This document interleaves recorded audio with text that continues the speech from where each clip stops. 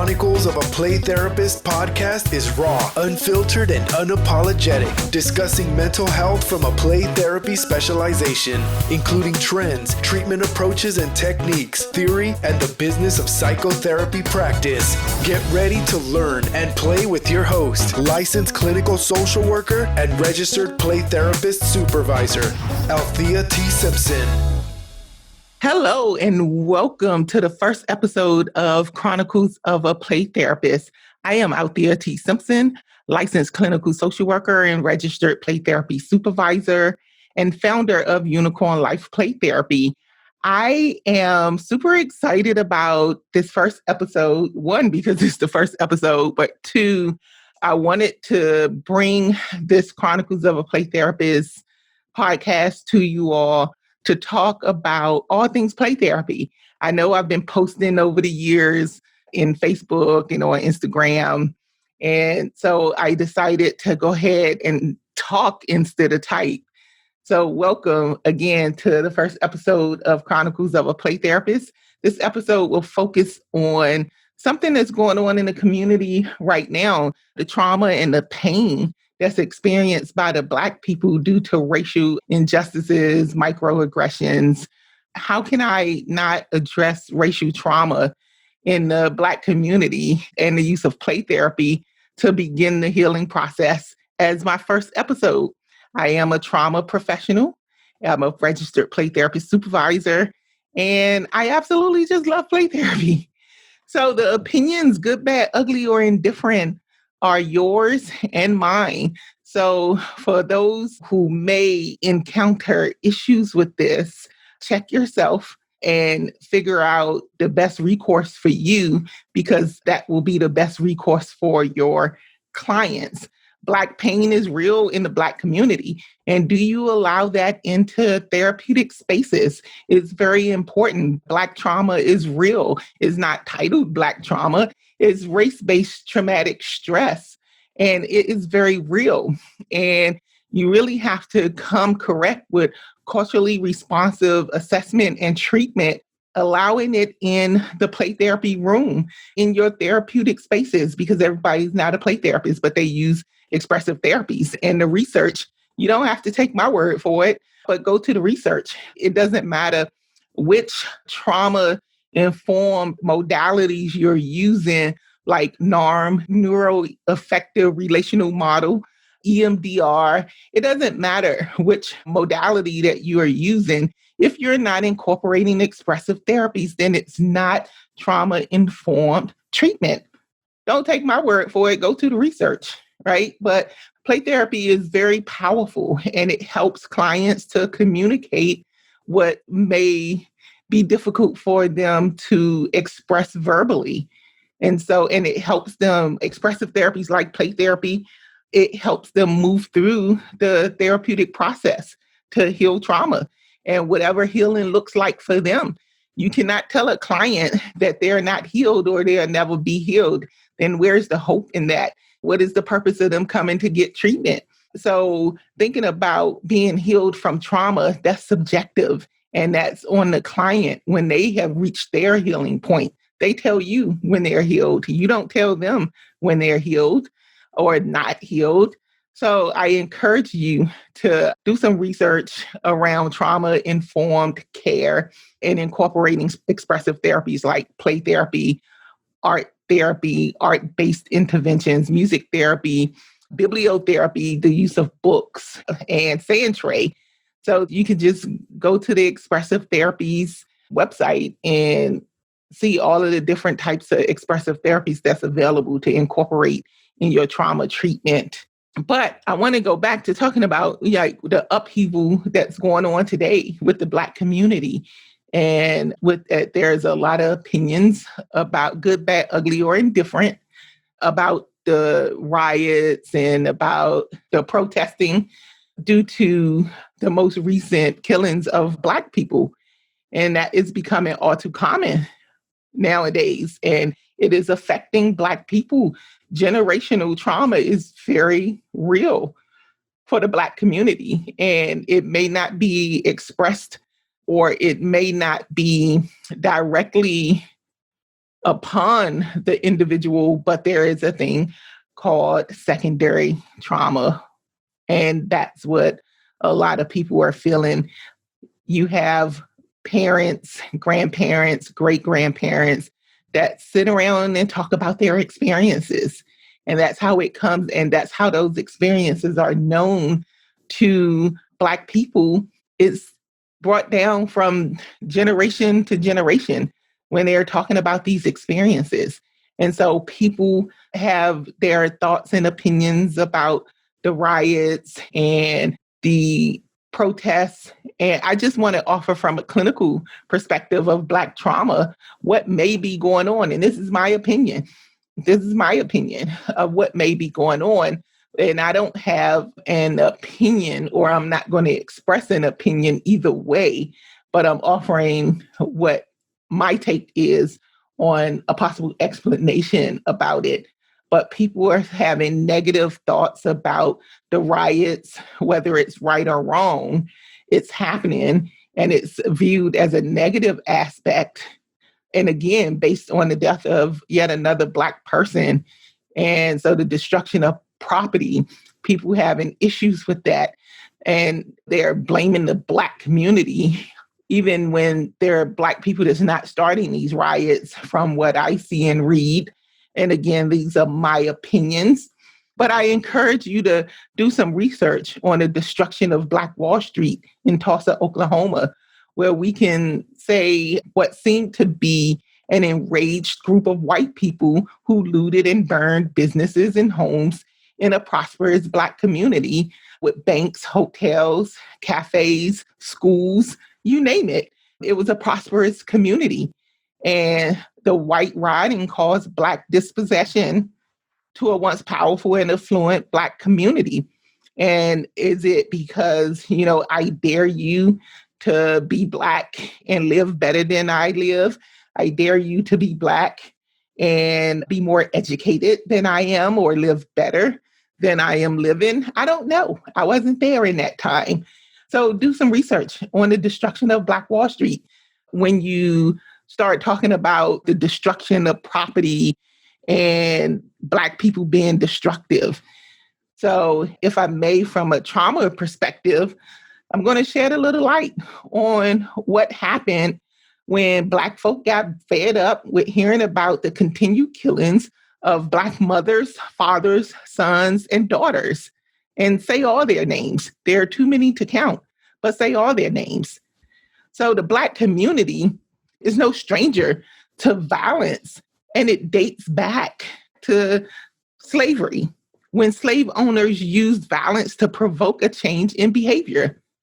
So now violence, i.e. rioting, is being used to provoke a change in the behavior that has become all too common, which is the killing of Black folk by citizens who go unpunished and individuals employed by systems that are supposed to protect and serve all races. If you really reflect on what is happening, regardless of how you feel about it, Black folk, we're in a trauma response, and their actions are associated with secondary trauma. From being exposed to generational trauma, historical trauma, racial trauma, systemic trauma, and the list can go on. So hopefully, this representation of the brain that I'm getting ready to walk you through can shed some light on how we got here. So you have the executive state of the brain, the emotional state, and the survival state. The executive state of the brain, which is the prefrontal lobes, asks the question, what can I learn from this? So for the Black community, we need to change how white police officers respond to Black people to make the interaction patterns less severe. So that's in that executive state. What can we learn from the killings and the harm and the stopping and the racial profiling that all causes psychological distress to Black people? So that's the executive state. What can I learn from this? Then we moved into the emotional state. And this, again, is my opinion and my thoughts about how we got to where we are with the protesting and the rioting, and also with wanting to still bring about change. So the emotional state, which is the limbic system, am I loved? That's what the emotional state is, right? Is this a training issue? I think not. It's a question that's often asked. Why are we so hated as a race? I'm not feeling loved or wanted because we as Black folk are, again, still being killed in droves by white law enforcement and non-law enforcement individuals, and it continues to go unpunished, sending the message that I don't matter. It's not okay to keep killing Black people and think that a check replaces a Black life. That's not okay. Do I matter? That's in the emotional state. Am I loved? Do I matter? Because it seems like there's a free target practice with Black people being the target. Again, causing psychological damage, emotional damage, psychological and emotional damage to Black people that, again, need a place to process this. Is it okay for this pain and these experiences to come into therapeutic spaces with you? So then we go to the survival state of the brain, and that's the brain stem. Am I safe? Heck nah, Black people not safe. And I know I keep hearing the narrative of don't give them a reason. Hell, our Black skin is reason enough. Our Black skin is reason enough. So, but in a survival state, that's in the red. Black people are seeing red. We as a race, a community, are seeing red because over and over again, we're receiving a message that we are not safe and we're not welcome in the land of the free and the home of the brave. That took on a whole new meaning for me. I spent 13 years as a soldier in the United States Army, active duty and reserve. So for 13 years, I stood at attention for the national anthem. But can I tell you, a few weeks ago, I was picking up some food, and I typically don't go to this place during lunchtime. So I've been eating at this place for more than almost 2 years. And I never knew that they played the national anthem midday during the lunch break. And I was there and I heard the words. I saw everybody going to attention and I heard the words. And when it got to land of the free and home of the brave, I felt sad. A wave of sadness came over me because of the state that we're in now, where it's okay to kill Black people, harass Black people, demean Black people because of the color of our skin. That's a heavy toll to have. That's a heavy toll to walk around with, knowing that your skin color can potentially get you killed just because you are Black. Again, psychologically, that's damaging to Black people. And they need a space, a culturally responsive space, some cultural humility in therapeutic spaces to be able to process this. Is it allowed in? And if not, you have to check yourself as a therapist and ask yourself, why not? Because if we're supposed to be set up as mental health professionals to help people with psychological pain, emotional pain, why isn't Black pain allowed into your therapeutic space? You cannot work with Black people without opening a door to let them know that this is a space for you to work through and process the pain that's associated with being Black. And if that's not allowed and they don't know that it's welcome, we have a responsibility to let them know that it's okay for you to talk about this. You could check in and say, hey, I know that, there's a lot going on. I want you to know that this is a space. Would you like to talk about this? Is it affecting you? And if so, this is a space for you to talk about it. And if you can't do that, I don't think that working with the Black community is a population for you, because that will always be an issue. Them being Black will always be an issue for someone, and the experiences that come along with that. Black pain is very real, and it needs to be addressed. And in therapeutic spaces, that's what they come into you for your help. There should be no filtering where you can talk about this, but you can't talk about that because I'm uncomfortable. No, absolutely not. Absolutely not. So Black pain is very real. You have race-based traumatic stress, which a lot of people confuse with post-traumatic stress. And with post-traumatic stress disorder, the primary criteria is for diagnosing post-traumatic stress disorder in the DSM is a threat to one's life. Well, in all instances, race-based trauma is not a threat to one's life. It's a real or perceived threat that's emotional.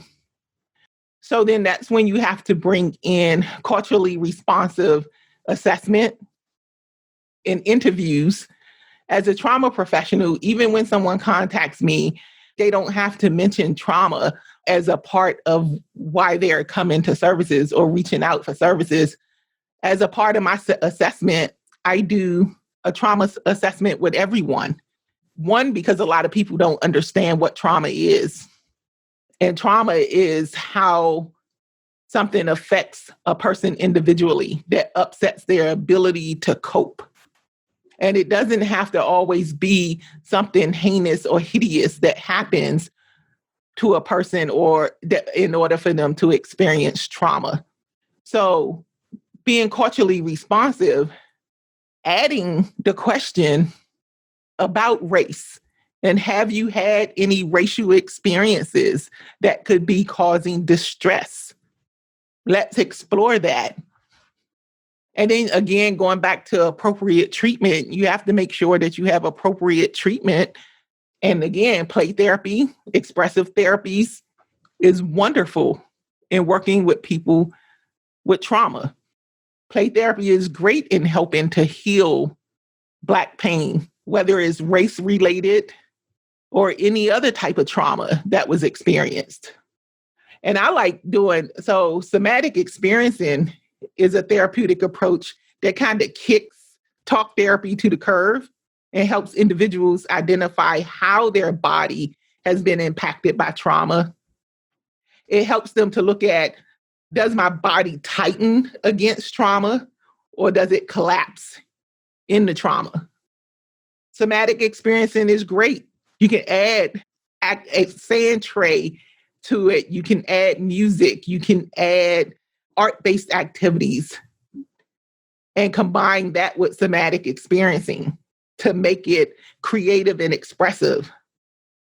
Somatic experiences helps individuals to create new empowering moments for themselves and helps them to achieve a level of mastery over their experiences without reliving trauma.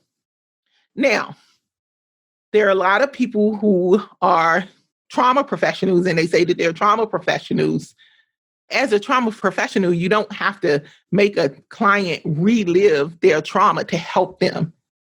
You don't need to know the details of what happened to someone to help them.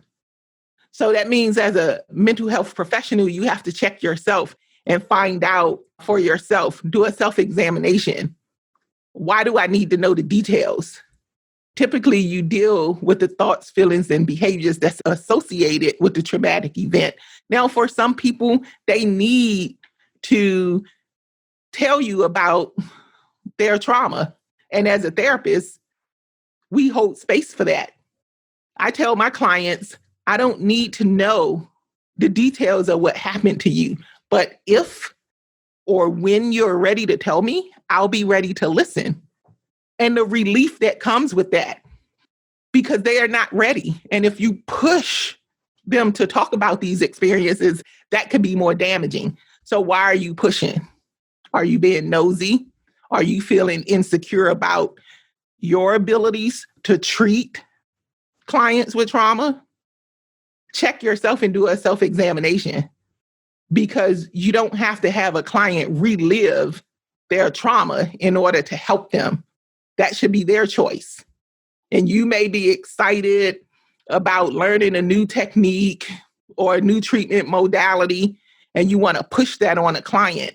Well, it may not be the right treatment modality for that client, or that client may not be ready, but you're so excited that you just received this training that you're going to push it on every one of your clients. That's harmful and dangerous. And I hope that if that trauma program or that certificate has you doing supervision, professional supervision or consultation to become certified, that you are telling your consultant or your supervisor these experiences and they stop you, because that's harming the client. That's damaging the client. You could be happy all you want about learning a new technique, but you also have to be responsible about implementing it as well. So somatic experiencing involves creating a capacity for resilience and healing. That's what we're supposed to be doing. Helping clients become more resilient and get to their place of healing.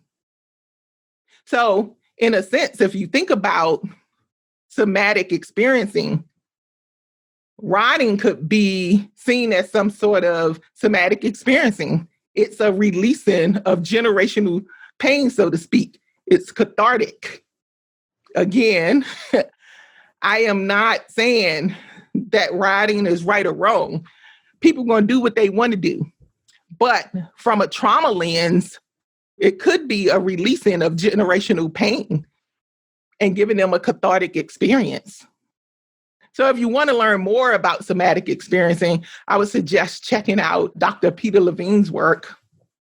Trauma-informed play therapist understands, or even trauma-informed therapists, because again, not everybody who uses expressive therapies and play therapy are credentialed as play therapists. They may be working towards credentialing, or they just want to learn, and that's okay. But trauma-informed play therapist understands the unique effects of trauma on a client and apply evidence-based and practice-based treatment protocols as a part of competent practice. I love using sand tray, sand play. There's a difference between sand tray and sand play. Lego-based play therapy, art-based activities, and I love using music as well in play therapy treatment. I use this with clients that experience different types of trauma. And an activity that I find to be useful with clients across the lifespan, because play therapy is not just for children. You can incorporate play therapy and expressive therapies with adults with the appropriate adaptations. All it takes is an open mind and a relationship with your client to introduce it to them and get them to try it. So look inside yourself. You basically ask the client to pretend that they're a big glass of water filled with emotions.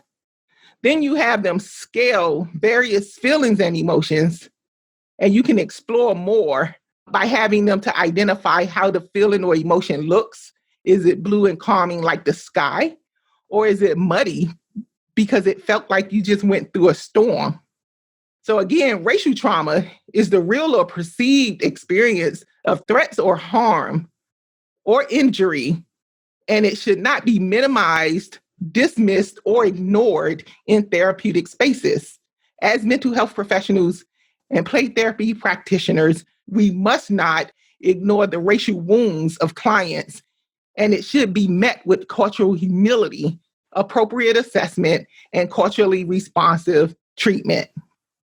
So hopefully this has been some information that has been useful for you. Thank you for joining me for the first episode of Chronicles of a Play Therapist.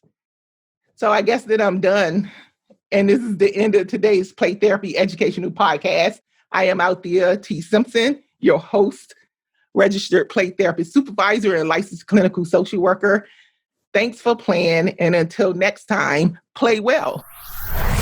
Chronicles of a Play Therapist is sponsored by Unicorn Life Play Therapy Academy, where play therapy is magical. Thanks for listening, and don't forget to subscribe in your favorite podcast app and follow us on YouTube. Chronicles of a Play Therapist is intellectual property of Althea Simpson. All rights reserved.